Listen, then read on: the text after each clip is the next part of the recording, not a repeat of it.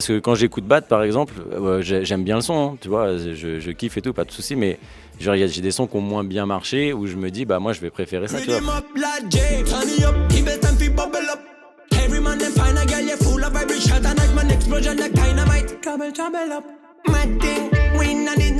Ouais, je suis un mec génial. Non, je rigole.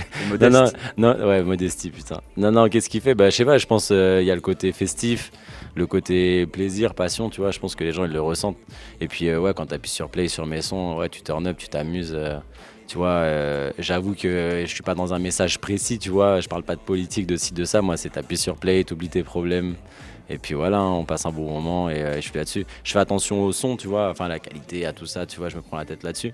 Mais c'est vrai que voilà, moi j'aime m'amuser, j'aime rire, j'aime tout ça et je pense que dans ma musique ça se ressent, tu vois. Ouais, le fait de voir des gens, par exemple en Amérique du Sud, Ouais, chanter tes paroles. ça c'est ouf. Non mais la première fois que je suis parti au Costa Rica, c'était il y a 3 ans, 2-3 ans. Déjà j'étais assez surpris. Mais là, j'y suis retourné il y a 4 mois, mais genre, c'est incroyable. Tu vois, tu tends le micro, les gens chantent, chaque début d'instru, c'est l'explosion. Et Chili aussi, j'avais jamais fait le Chili. Et en fait, je sais même pas comment la musique est arrivée jusqu'à là-bas. Mais en tout cas, elle y est. Et puis je me suis fait ma place là-bas. Et puis, tu vois, quand je fais que je vais là-bas, c'est du plaisir, quoi. Tu vois, c'est ouais. C'est une autre ambiance, mais c'est vraiment, vraiment lourd. Ouais.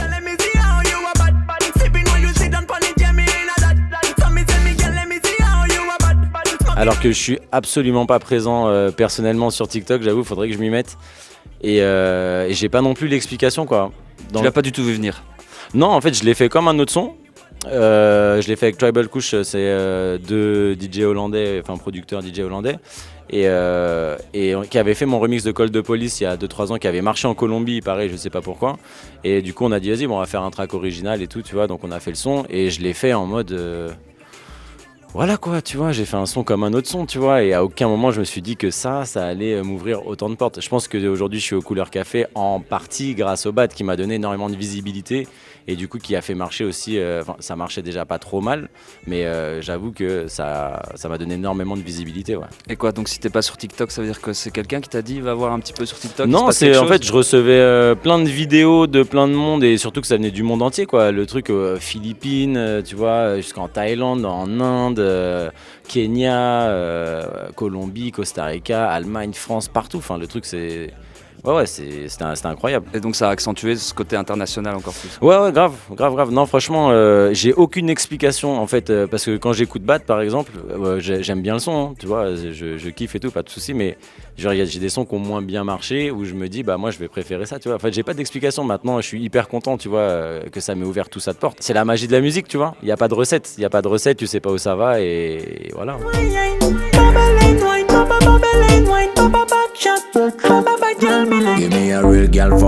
Ça a commencé avec le piano quand j'étais tout petit parce que mon père m'a mis au piano très jeune et après j'ai arrêté dans l'adolescence parce que tu vois j'en avais marre un peu. Je crois que t'avais un papa particulièrement musicien. Ouais. Bah, on a vécu grâce à la musique toute notre vie et tu vois dans la famille parce que papa musicien et tout, il a fait toutes les tournées de beaucoup d'artistes et puis producteur et tout, pas mal de choses. Rien à voir avec mon domaine musical, tu vois, mais du coup, j'ai vu des instruments très tôt, j'ai vu des studios très tôt, j'ai vu plein de trucs très tôt. Et du coup, c'est vrai que dans ma vie, j'ai fait différents styles de métier tu vois, j'ai essayé des trucs, mais c'est vrai qu'à aucun moment, j'étais épanoui dans quoi que ce soit, quoi. Moi, c'est le son, tu vois. Et donc, après, je me suis mis à rapper dès mon adolescence.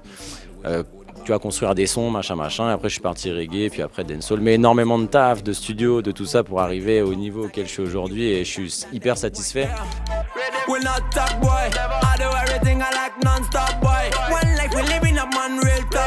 Le rap était cool à l'époque pour le côté structure surtout, tu vois, couplet, refrain. J'ai surtout appris à ça, écrire, les rimes, comprendre, machin. Enfin, tu vois, c'est quand même un style qui est très structuré, tu vois, bon, comme beaucoup, mais c'est vrai qu'il y a le côté où tu freestyle pendant 3 minutes, et puis il y a surtout le côté où tu commences avec tes potes, on fait tous un couplet, tu découvres le studio, le plaisir du studio, on s'amuse, tu passes des nuits blanches, même si c'est éclaté, tu vois, des fois, mais au moins t'as kiffé ta soirée, t'as appris, et puis j'ai appris comme ça, et puis après c'est vrai que comme j'écoutais beaucoup de dancehall, reggae et tout, et je faisais du rap, je trouvais qu'il y avait un trop gros décalage entre ce que je faisais et ce que j'écoutais, donc j'ai essayé derrière de faire du reggae et j'étais zéro, tu vois. Mais j'ai appris à me connaître, tu vois, à connaître ma voix, à savoir ce que je peux faire, monter, descendre, chanter. Et j'ai mis du temps à être bon, entre guillemets, à me connaître en fait, tu vois. Mais ça, c'est énormément d'heures au studio, c'est énormément d'autocritique. Si t'as pas ça, t'es cuit, tu vois. Ouais, donc c'est pas un moment où tu t'es limite rendu compte, mais en fait j'ai la voix parfaite pour faire du dancehall. Ah non, Ça s'est pas non, passé non, comme ça. j'ai taffé, puis en plus, il faut connaître sa voix, tu vois. Et c'est pour ça, là, aujourd'hui, j'arrive à descendre, à monter, à faire les aigus, à faire les médiums et tout.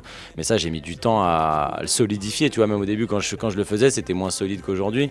Et puis, tu gagnes en confiance, tu gagnes en tout ça, tu vois. Et puis ouais, non, c'est du taf. Franchement, c'est du taf. Mais du plaisir, tu vois. Every time I come, the girl them get down low. Take your time, sick, wine it slow. Party turn up, we don't respect no rule, no law. En fait, j'ai 2 frères à Londres, mais je suis parti habiter à Londres et je chantais en français à l'époque. Et puis, je voyais que, tu vois, tout le monde s'en foutait. Tu vois, je taffais en boîte de nuit à l'époque. Et j'avais un manager jamaïcain et tout ça. Puis, je bougeais beaucoup dans Londres, tu vois. D'ailleurs, big up toute l'équipe à London. Et du coup, je me suis mis à l'anglais. J'ai mis énormément de temps avant de faire un son potable au départ, tu vois. J'ai mis genre, je crois que j'ai dû faire 2 mixtapes que j'ai virés, tu vois, de partout. J'ai dû faire plus de 30 sons avant d'avoir un son qui était un peu bien, tu vois, en anglais.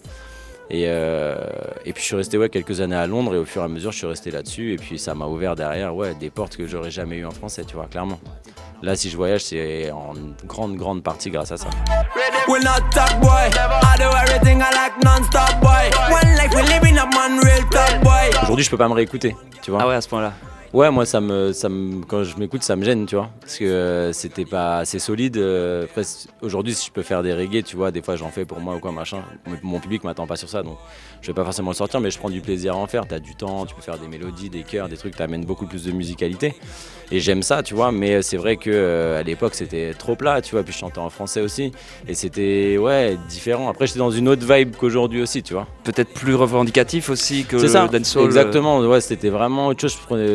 J'étais vraiment aussi dans une mouvance très rasta, tu vois. Moi, j'ai pas mangé de viande pendant 13 ans. Tu vois, je buvais pas d'alcool pendant 7 ans. Tu vois, genre, j'étais vraiment en mode, j'étais dans mon truc. Donc, je me sentais bien, tu vois. Mais c'est vrai que musicalement, tu vois, tout le monde n'est pas Sizzla, tu vois. Faut l'accepter, c'est comme ça. Mais par contre, j'ai mis énormément de temps à me solidifier. Enfin, il y a des gens qui ont le don tout de suite, tu vois. Moi, j'ai dû beaucoup travailler pour avoir le résultat que j'ai aujourd'hui, tu vois. Back full well. I'm pretty sure she body in a bed. Cock up, pum pum, pum, me movie great again. La suite, c'est un album en préparation là, qui devrait sortir début 2023, mais on va sortir des singles de l'album justement jusqu'à janvier 2023, je pense. Enfin, je pense, non, ça va être comme ça. Et un album, un bel album. Franchement, on prépare un truc un peu sale là. Non, ça va être bien. Je suis assez content, ouais. Big up, Tarmac, on est au Couleur Café, Belgique. Nana, that's how we love, man. Shot time anytime me coming in a sun, man. Pon me, she a wine, call me action, man. Bun, we don't want bad vibe. Girl, you are the best. Nana, mad thing. Bless fire.